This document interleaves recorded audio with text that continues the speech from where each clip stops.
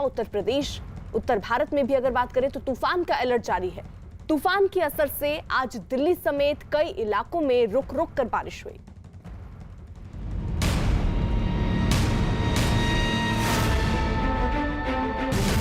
राजस्थान पहुंचा टाउटे तूफान। राजस्थान पहुंचने से पहले धीमी पड़ी रफ्तार। टाउटे से उत्तर भारत में भी अलर्ट। महाराष्ट्र और गुजरात में अपना कहर बरपाने के बाद टाउटे तूफान ने राजस्थान में दस्तक दे दी है। मंगलवार से ही राजस्थान के कई जिलों में बारिश का ऐसा दौर चला कि डूंगरपुर में सड़कों पर पानी तेज बहाव के साथ बहता दिखा, जिसमें बाइक भी डूबी नजर आई। जालौर में तेज हवाओं की वजह से एक स्कूल की इमारत गिर गई तो कई पेड़ भी गिर गए। उधर बारां में तेज बारिश के साथ ओले गिरे तो वहीं दौसा में सुबह के कई घंटों तक तेज बारिश हुई। तेज आंधी की वजह से कुछ जगहों पर स्कूलें भी डही है और जो पेड़ थे वो भी टूटने की सूचना मिल रही है। साथ ही आप देख सकते हैं मेरे पीछे ये जो कुछ होर्डिंग लगे हुए थे सरकारी, वो होर्डिंग भी तेज हवा के चलते टूट के नीचे गिर चुके हैं। ऐसे में अंदाजा लगाया जा सकता है कि ताउते तूफान का असर है वो साफ तौर से जालौर में देखने को मिल रहा है। हालांकि जिले के लिए आगामी 12 घंटे भी इस ताउते तूफान से लड़ने को लेकर प्रशासन को कड़ी मशक्कत करनी पड़ सकती है। उधर तूफान टाउटे जब देर रात उदयपुर पहुंचा तो वहां तेज बारिश हुई, जिसके बाद सिर्फ गोंगुदा इलाके में ही 70 मिलीमीटर बारिश दर्ज की गई, जबकि शहरी इलाके में 55 मिलीमीटर बारिश दर्ज की गई। नतीजा ये हुआ कि वहां की सीसारामा नदी में उफान आ गया। गुजरात और महाराष्ट्र की तरह तूफान के राजस्थान में भी तबाही मचाने का अनुमान था, लेकिन देर रात जब तूफान राजस्थान में दाखिल हुआ तो इसका असर कम दिखा। तूफान की दस्तक से कई जिलों में बारिश का सिलसिला शुरू हो गया। राजस्थान के जोधपुर और उदयपुर में भारी बारिश की चेतावनी जारी की गई थी। अनुमान लगाया गया था कि वहां 60 किलोमीटर प्रति घंटे की रफ्तार से हवाएं चलेंगी, लेकिन अनुमान के उलट राज्य में तूफान की रफ्तार कम दिखी और 40 से 50 किलोमीटर प्रति घंटे की रफ्तार से हवा चली। हालांकि मौसम विभाग ने राज्य को अलर्ट मोड पर ही रहने की चेतावनी दी। गुजरात और महाराष्ट्र में हुई तबाही से सबक लेकर राज्य सरकार ने भी तूफान से निपटने की तैयारियों को अमली जामा पहले ही पहना दिया, जिसके मुताबिक एनडीआरएफ, एसडीआरएफ और सेना को अलर्ट पर रहने को कहा गया। सभी जिला मुख्यालयों में कंट्रोल रूम बनाए गए जो 24 घंटे तूफान के हालात पर निगरानी रखेंगे। उदयपुर में एनडीआरएफ की टीमें तैनात की गयी। साथ ही डूंगरपुर और बांसवाड़ा समेत कई जिलों में एसडीआरएफ को भी लगाया गया है। मौसम विभाग के अनुमान के मुताबिक राजस्थान के जयपुर, अजमेर, कोटा और भरतपुर संभाग के कई जिलों में आज देर शाम तक तेज बारिश हो सकती है।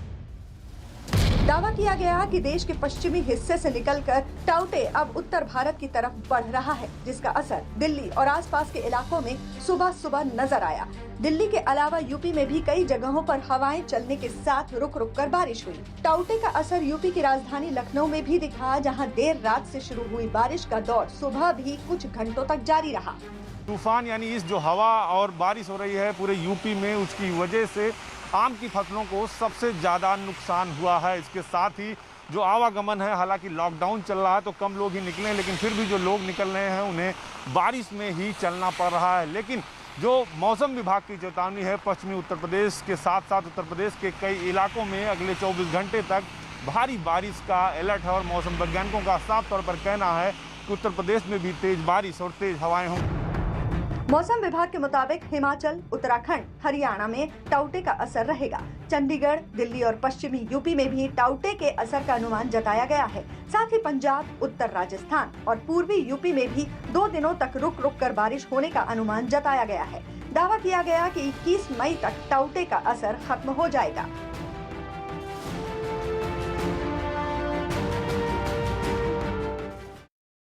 महाराष्ट्र और गुजरात में तबाही मचाने वाले तूफान टाउटे का असर अब उत्तर भारत में दिखने लगा है। दिल्ली और उसके आसपास के इलाकों में कल शाम से ही तेज हवाएं चल रही हैं। आज सुबह से दिल्ली में हल्की बारिश हो रही है और इस वजह से लोगों को गर्मी से थोड़ी राहत भी मिल गई। उत्तराखंड, हिमाचल तक टाउटे के असर से बूंदाबांदी हो रही है।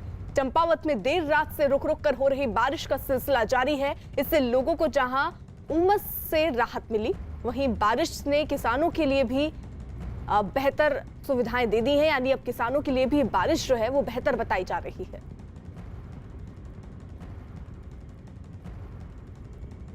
मौसम विभाग ने आशंका जताई है कि चक्रवाती तूफान के कारण बनी नम हवाओं के वेस्टर्न डिस्टर्बेंस से टकराने का असर आज, और ये तस्वीरें इस बीच हम आपको दिखा दें, प्रधानमंत्री नरेंद्र मोदी आपको दिख रहे होंगे जिस तरीके से टाउटे का असर राज्यों पर पड़ा है उसको मॉनिटरिंग करते हुए दिख रहे हैं। हवाई दौरा एक तरीके से आप कहिए, और प्रधानमंत्री नरेंद्र मोदी खुद पहुंचे हैं और बाकायदा देख रहे हैं कि इस तूफान से कितनी तबाही हुई है और किन किन इलाकों में तूफान का ज्यादा असर रहा है, कितने लोग लगभग प्रभावित हुए होंगे।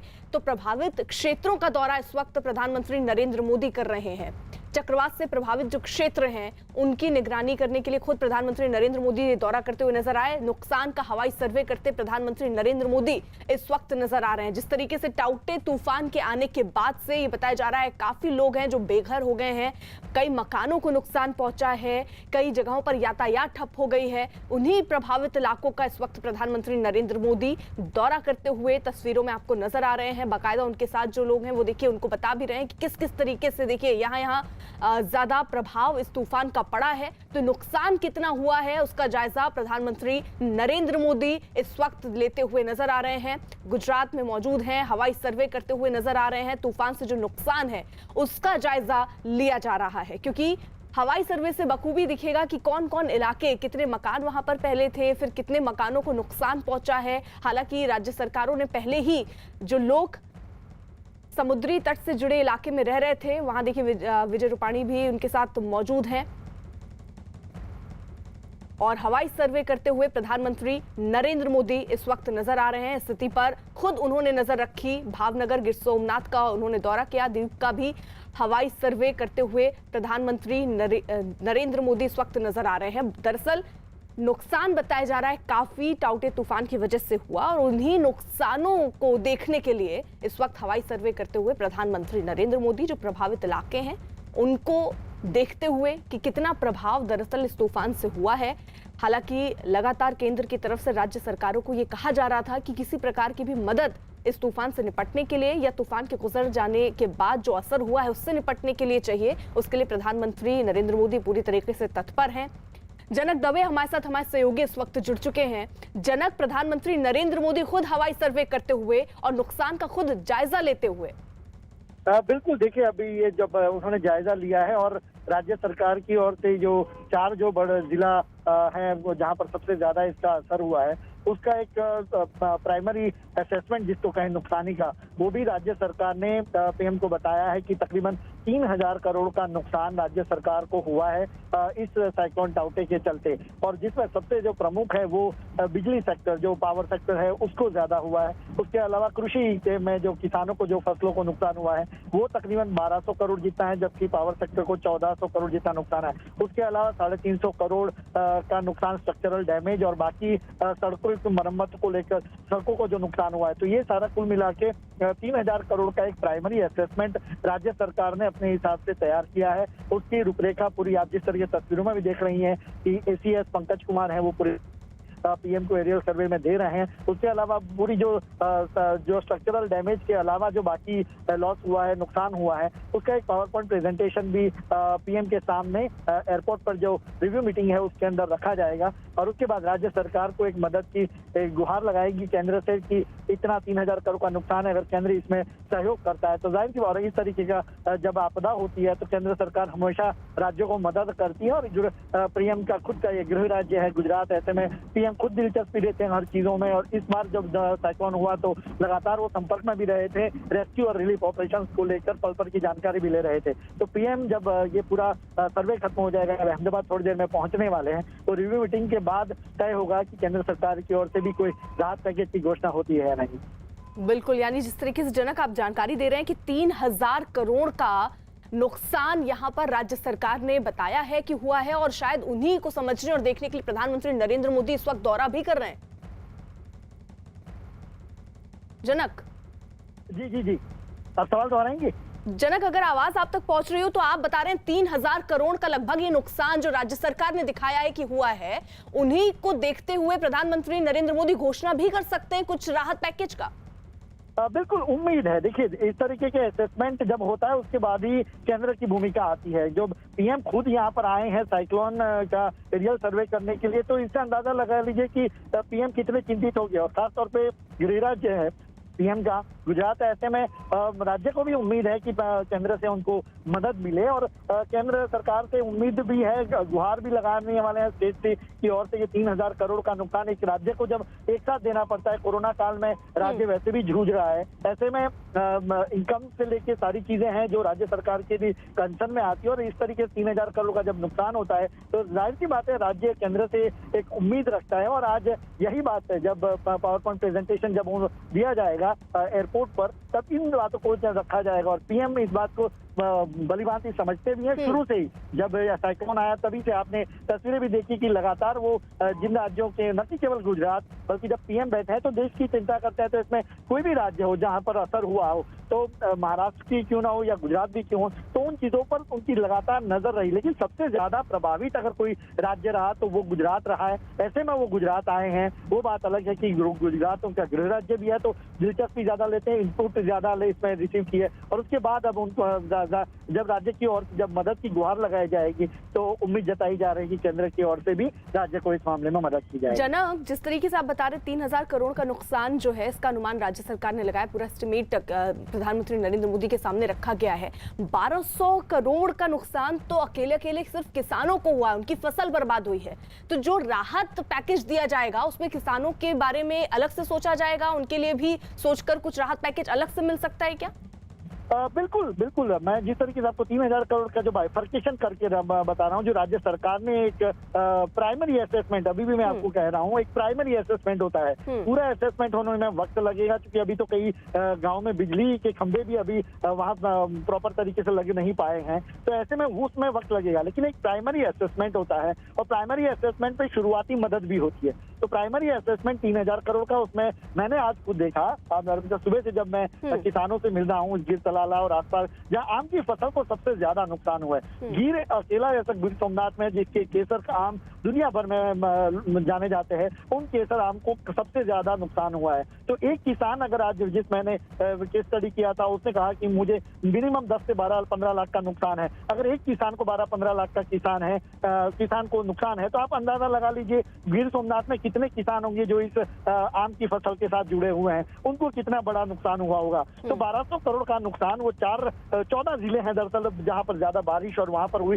लेकिन प्रमुख जो 4 जिले हैं जहां पर साइक्लोन टाउटे ने जो तबाही मचाई, वहां पर सबसे ज्यादा नुकसान है। तो 1200 करोड़ का नुकसान केवल कृषि विभाग को है, जिन फसलों को नुकसान हुआ है। ऐसे में राहत की मदद की गुहार जरूर राज्य सरकार की ओर से केंद्र को लगाई जाएगी। आगे जरा बता दीजिए प्रधानमंत्री नरेंद्र मोदी का क्या कार्यक्रम रहने वाला है, क्योंकि अभी तो हम देख ही रहे हैं हवाई दौरा वो कर रहे हैं, और राहत पैकेज जिसका हम जिक्र कर रहे हैं उसका ऐलान कब तक हो सकता है?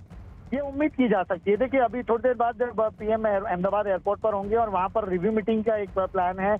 गुजरात के मुख्यमंत्री विजय रूपानी भी उनके साथ ही हैं, एसीएस पंकज कुमार उनके साथ हैं, और बाकी आला अफसर कैलाश नाथन भी होंगे जो पीएम के सीएम के जो प्रिंसिपल सेक्रेटरी हैं। उसके अलावा सीएस भी होंगे, मुख्य सचिव हैं, वो भी साथ में अनिल मुकिम भी होंगे। तो सभी लोग एक बात, उनको पावर पॉइंट प्रेजेंटेशन दिया जाएगा, सारी चीजों की मिनट टू मिनट डिटेल दी जाएगी, कैसे रेस्क्यू ऑपरेशन शुरू हुआ, कैसे साइक्लोन का क्या जानकारी थी, वो सारी चीजें देने के बाद पीएम रिव्यू मीटिंग के बाद दिल्ली के मामले में ये केंद्र के बाधित ही है कि सारी चीजें करना केंद्र के पैकेज। लेकिन राज्य सरकार ने ये मदद की गुहार जरूर लगाने वाले हैं फिर केंद्र से, और उसके बाद केंद्र से इस मामले में जल्दी ही कह सकते हैं कि पैकेज की भी घोषणा हो सकती है। जनक, क्योंकि देखिए आप लगातार उन इलाकों में भी जा रहे हैं जहां पर हमने देखा तूफान से बहुत नुकसान हुआ है, उन किसानों से भी हमने आपकी रिपोर्ट देखी जब आप बात कर रहे हैं कि उन्हें भारी नुकसान हुआ है। आप अपनी आंखों से जो देख रहे हैं वहां कितना नुकसान आप देख रहे हैं कि हुआ है, और प्रधानमंत्री नरेंद्र मोदी जब दौरा कर रहे हैं तो बाकायदा पेपर हैं जो उनको समझाए जा रहे हैं, जो तस्वीरें उनको दिखाई जा रही हैं? देखिए, नुकसान बड़े पैमाने पे है अर्पिता। मैं गिर सोमनाथ पूरा घूमा, मैं दीव में चला गया, दीव केंद्र शासित प्रदेश है, वहाँ की अलग बात है। जिन जगहों पे मैं गया वहाँ पर आपको अलग अलग बाइफरकेट करना होगा। किसानों को नुकसान हुआ, वो किसान को खेत में भी नुकसान हुआ है, किसान को घर में भी नुकसान हुआ है। जो किसान घर पे रहा, उनकी छत नहीं रही, वहां जब खेत में गया तो वो फसल बर्बाद हो गई। तो किसान को एक से ज्यादा नुकसान हुआ है, वो चाहे फसल की बात हो चाहे घर की बात हो।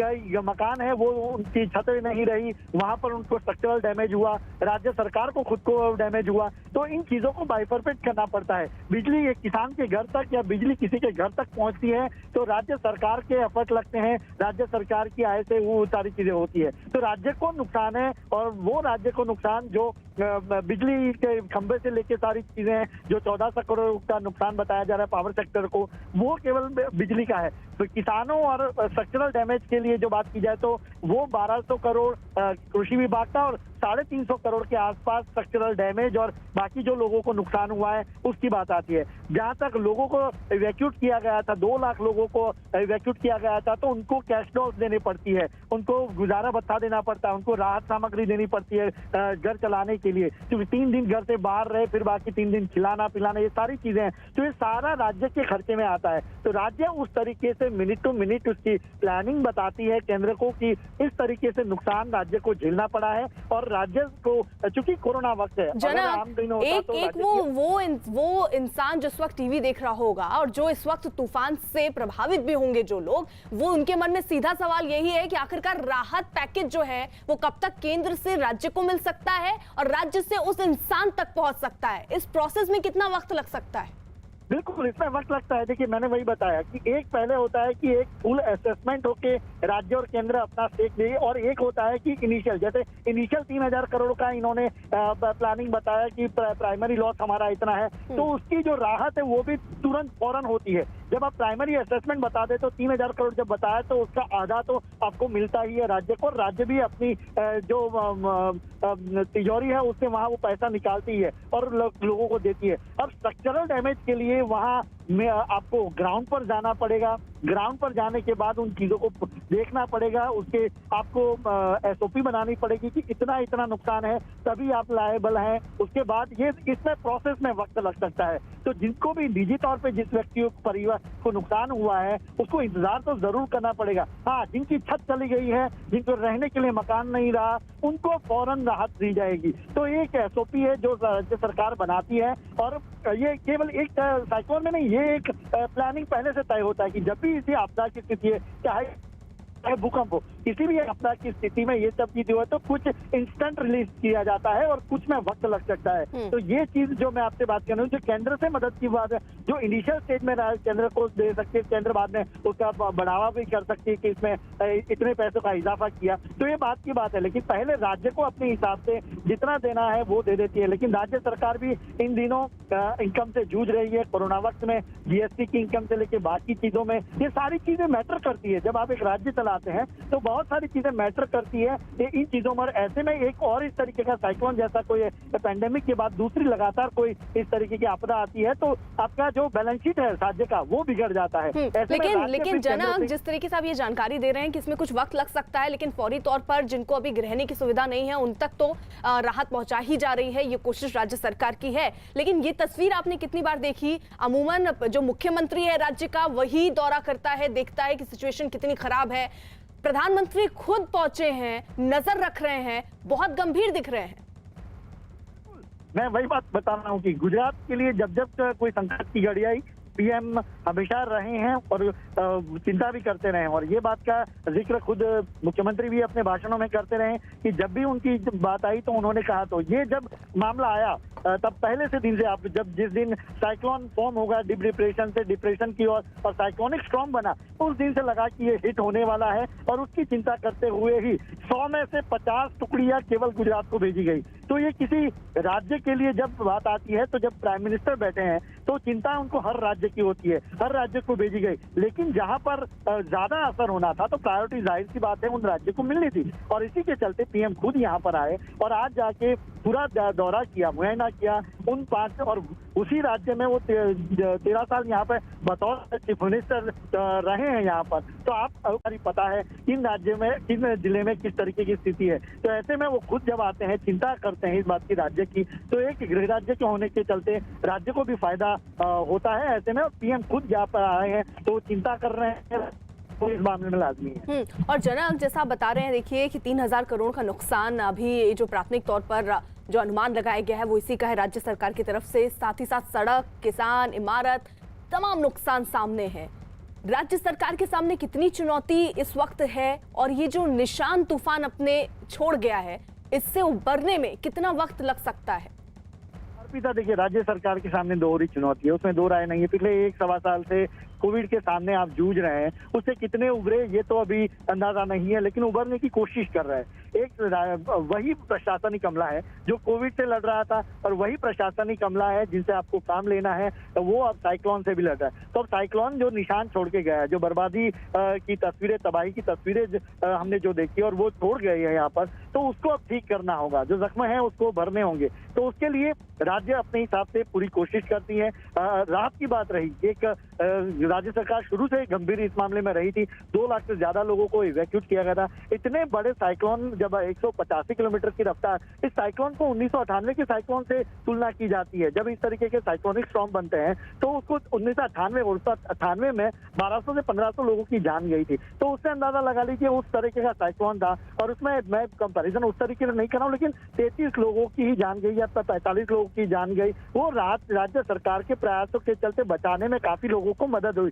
33 या 45 जो जाने गई वो निसंदेह दुख की घड़ी है इस मामले में, लेकिन राज्य सरकार के प्रयास लगातार जारी रहे, केंद्र सरकार अलर्ट रही। आप उस बात का ही अंदाजा लगा लीजिए, कोविड के मामलों में जिन अस्पतालों में बिजली 24 घंटे चाहिए थी, ये सबसे बड़ी चुनौती। इतना बड़ा साइक्लोन जब आता है, अगर बिजली 1 मिनट के लिए चली जाती है तो उस समय उस मरीज का क्या हाल होगा जो ऑक्सीजन पर है या फिर वेंटिलेटर पर है, आईसीयू में है। तो राज्य सरकार ने वो पूरी तरह से आश्वस्त किया कि एक भी अस्पताल में बिजली जानी नहीं चाहिए। और अब तक एक भी ऐसा मामला सामने नहीं आया अर्पिता कि जहां पर बिजली चले जाने से निश्चित तौर पर दोहरी चुनौती जैसा आप जिक्र कर रहे हैं। इस वक्त हम तस्वीरें भी देख रहे हैं, प्रधानमंत्री नरेंद्र मोदी हवाई दौरा कर रहे हैं।